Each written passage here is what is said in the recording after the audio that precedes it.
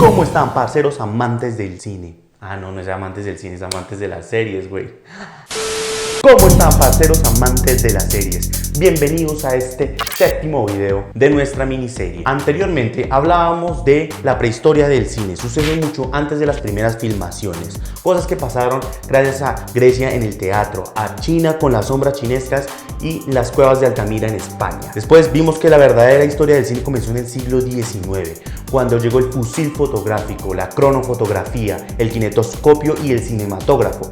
Los padres del cine le dieron vida a estos aparatos y aquí fue realmente cuando empezó la historia del cine. Ya en el siglo XX vimos cómo evolucionó cuando llegaron todos los géneros que conocemos hoy día. Más adelante vimos cómo se transformó gracias a la radio, a la televisión, cuando llegó el merchandising a invadir todo el mundo. El cine cambió en la década de los 70, ya que antes podías ver una película en un autocinema con tu carro o podías ir a un cinema a ver una película, pero ya a partir de esta década podías ver películas en la pantalla chica, no solo en la pantalla grande. También podías ir a un blockbuster, alquilar una película para ver con tu familia o también podías comprarla. Los niños quedaron impresionados cuando llegaron los videojuegos, así que el cine ya no sería el mismo, ya que podías ver una película en un cinema o en un autocinema, podías ver películas en la televisión, podías alquilarlas y verlas en la comodidad de tu hogar. Los niños miraban la película de Batman y ya querían el videojuego, ya querían disfrazarse como ellos en Halloween. El cine cambió para siempre. Pero básicamente hemos hablado del cine, de la evolución de las películas. Hoy les voy a traer un video diferente porque vamos a hablar ahora de la historia de las series. Sin más preámbulos, iniciemos.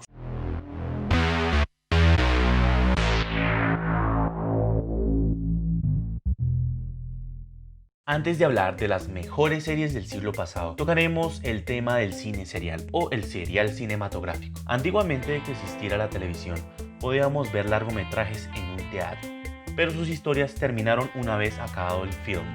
Sin embargo, el cine serial tendría una historia completa dividida por capítulos o episodios, es decir, veías el primer capítulo y si gustabas observabas el otro, aunque podías regresar otro día para ver el segundo capítulo. No debemos confundir el cine serial con el cine secuencial, también llamado cine rotativo.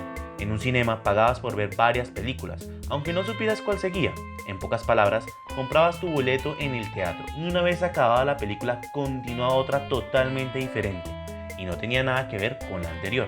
Si colocáramos un ejemplo, un cine rotativo sería ver Jurassic Park y una vez terminada comenzaba el Titanic. Ya entendiendo la diferencia entre el cine serial y el rotativo, tendría un inicio, un nudo, un desenlace y un final, con el último capítulo.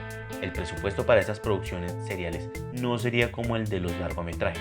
Sus historias serían simples en donde veíamos sucesos de la vida cotidiana. Otras producciones similares al cine serial sería el folletín, que es un género dramático de ficción caracterizado por un intenso ritmo de producción, el argumento poco verosímil y la simplicidad psicológica.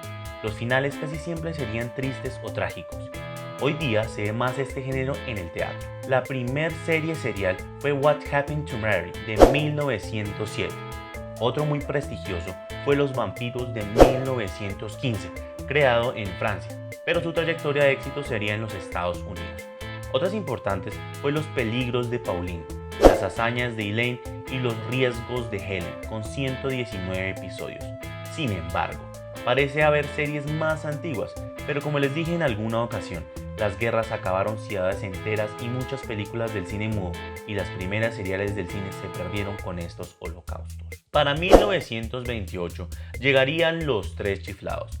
Todos estos seriales serían mudos, pero no los únicos. En Alemania y en Asia también tuvieron su cine serial, y muchas compañías independientes y grandes de Hollywood mostraron sus propias series originales. Entre la década de los años 30 ya existía el sonido en las películas, por lo tanto el cine serial también. La Republic Pictures Corporation fue la productora más importante dentro del campo del serial. Su primera entrega en este formato fue Darkest Africa de 1936 y Universal Pictures sacaría Flash Gordon de 1936 y en 1940 vendría el misterioso Dr. Satan.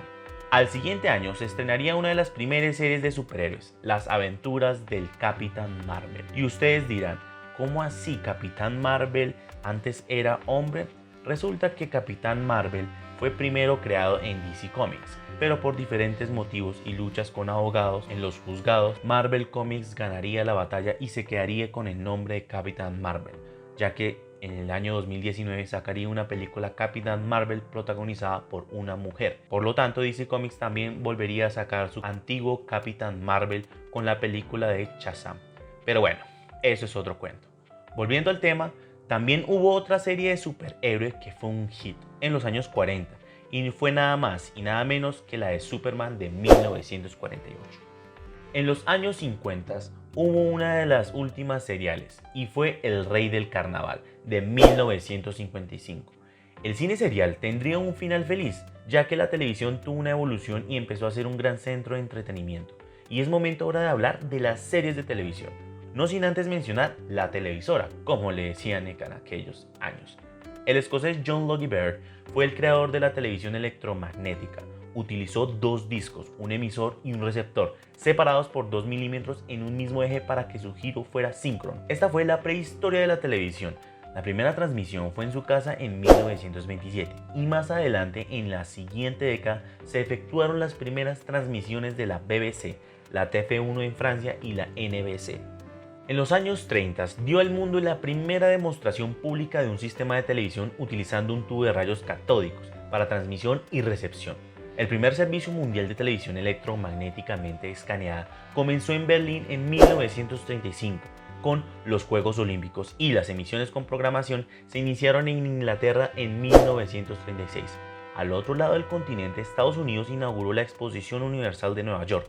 La emisión comenzó el 30 de abril de 1939. Las emisiones programadas se interrumpieron durante la Segunda Guerra Mundial, que inició en 1939 y terminó en 1945. La televisión volvería a retomar actividades a finales de los años 40. Al principio transmitían noticias, aunque no tenían un horario regular. Así como los Oscars son entregados a lo mejor del cine, los Emmy serían para las series de televisión. La primera ceremonia de los premios Emmy se entregaron en 1949. Hoy día hay diferentes tipos de Emmys, para noticias, documentales, programas regionales, deportes, etc. Finalmente, en los prestigiosos años 50, la televisión empezó a emitir las primeras series de televisión. Todavía no había llegado el color a la televisión, aunque el escocés John Logie Baird hizo los primeros intentos de TV a color. Las primeras series de los años 50 fueron Yo Amo a Lucy de 1951 y Bonanza de 1959, que es una serie del género western, o más conocido como el género de vaqueros del viejo oeste. La primera telenovela tiene una gran disputa entre México, Cuba y Brasil, pero aparentemente Brasil fue la primera, con la telenovela Su vida me pertenece de 1950. Luego Cuba con Senderos de Amor de 1952 y la mexicana Senda Prohibida de 1958. Las telenovelas o TV-novelas son conocidas en Europa por soap operas, y soap significa jabón. Eran óperas de jabón. Las llamaron así ya que las amas de casa que se quedaban en el hogar limpiando casi todo con jabón y en sus ratos libres miraban las óperas de jabón. Pero las óperas es otro género muy distinto a las demás. Ese término machista hoy día se está desapareciendo y ya todo el mundo entero las conoce como telenovelas. Con el transcurso del tiempo, hubieron series y telenovelas emblemáticas e influyentes. A través de las décadas, las generaciones disfrutaron cientos de series y telenovelas. Hoy, en pleno siglo XXI, todavía siguen emitiendo nuevas producciones. Como sabemos, cada país tendría sus propias telenovelas y series. Y, lamentablemente, en este video no podemos mencionarlas todas. Así que trataré de abarcar las más reconocidas y mejores series del mundo. Aunque antes de iniciar con los años 60 mencionaré unas series muy conocidas de los años 50, como Alfred Hitchcock Presents de 1955. Él sería el padre del suspenso y crearía películas legendarias. Otro del género western fue The Rifleman de 1958. Las películas de vaqueros y las series de televisión de vaqueros serían la moda por mucho tiempo. Y una de las series más recordadas de esa época fue The Twilight Zone, que continuó sus episodios en los años 60 y más adelante harían más remakes y una película de esta serie.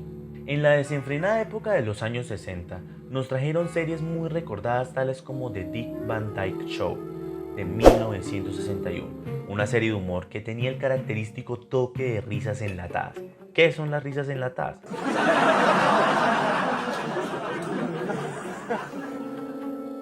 Estas suelen tener un efecto de fondo para darle ambiente al show. Todavía se utilizan estas risas en las series modernas, pero obviamente el cine fue el primero en usar estas risas. Otra serie icónica fue Doctor Who, que también en el futuro vendrían varios remakes de esta serie. Una diferente serie importante fue Los Locos Adams de 1964. Una emblemática fueron Perdidos en el Espacio de 1965, Hawái 5-0 al siguiente año. Y para el año de 1966 vendría Misión Imposible. En los años 90 estaría en formato de películas protagonizadas por Tom Cruise. Y la más legendaria de la década fue posiblemente Star Trek de 1966, que al día de hoy hay millones de fans de esta serie que vendrían con más remakes y películas. Ahora nos adentramos en los años 70 y el mexicano Guillermo González Camarena patentó la televisión a color. Sin embargo, muchas personas anteriormente intentaron hacer la TV a color, pero las producciones siempre han sido a blanco y negro, puesto que los directores graban en escala de grises y empresas como Technicolor les darían su toque mágico de color, y así en la pantalla grande disfrutaríamos el cine a color. Sin embargo, hacer una producción en vivo a color era otro cuento. Y a principios de esta década, México nos regalaría una serie aclamada por el público infantil, y fue la grandiosa Plaza Sésamo. Fue tan exitosa que la transmitían por todo el mundo. Su último episodio se emitió en el año 2018. Hay unas series que son animadas, o si también gustan decirles de muñequitos, pero son tan icónicas que vale la pena mencionarlas en otro video. Happy Days fue una serie estrenada en 1974 e igual fue mundialmente exitosa, como Los Duques de Hazzard de 1979. Existían para esta década películas de superhéroes y era momento de tener series de superhéroes, y hubieron dos que tuvieron gran elogio, como La Mujer Maravilla, protagonizada por Linda Carter en 1975, que todo el mundo la amaría por protagonizar su papel como Diana Prince. Mientras tanto, Marvel le mostraría al mundo su famosa serie de El Increíble Hulk, protagonizada por Lou Ferrigno. En Centroamérica, Roberto Gómez Bolaños, una persona legendaria para su época, más conocido como Chespirito, fue un actor, comediante, dramaturgo, escritor, guionista, compositor musical, director y productor de la televisión mexicana, creador e intérprete del Chapulín Colorado de 1970 y El Chavo del Ocho de 1971, entre otros personajes. Está considerado como uno de los mejores comediantes de la TV de todos los tiempos, como Chaplin y Cantinflas. Y para finalizar esta década, cerraremos con broche de oro, no sin antes mencionar a The $6 Million Man, que en Latinoamérica lo conocemos mejor como El Hombre Nuclear, estrenada en 1973.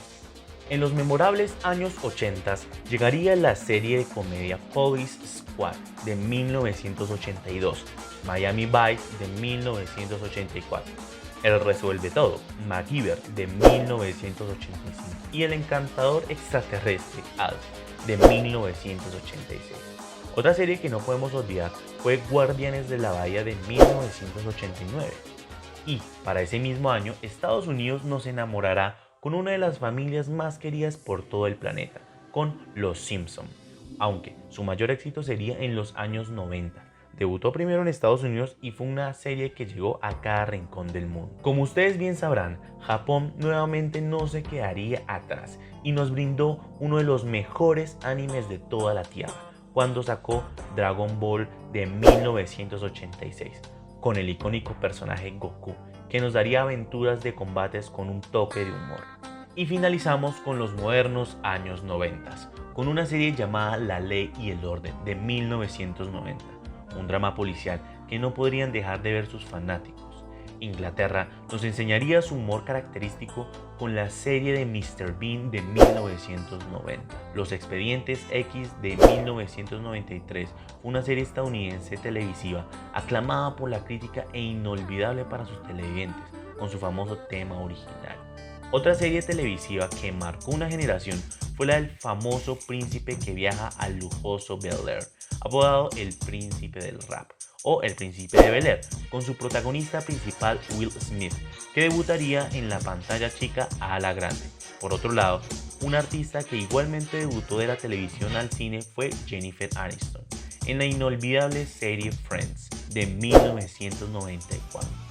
Una serie de ficción que tendría muchas expansiones y películas con los años, y sería el grupo de los Power Rangers de 1993, y en 1997 llegaría otra sátira estadounidense de la animación, South Park, con un humor cruel y crudo. Con sus capítulos parecen no tener ningún sentido hasta que te enfocas en la época y notas la crítica sociocultural que hacen a Norteamérica y al resto del mundo. Terminando ya el video, al finalizar la década están Los Sopranos de 1999, que continuaría hasta el siguiente siglo.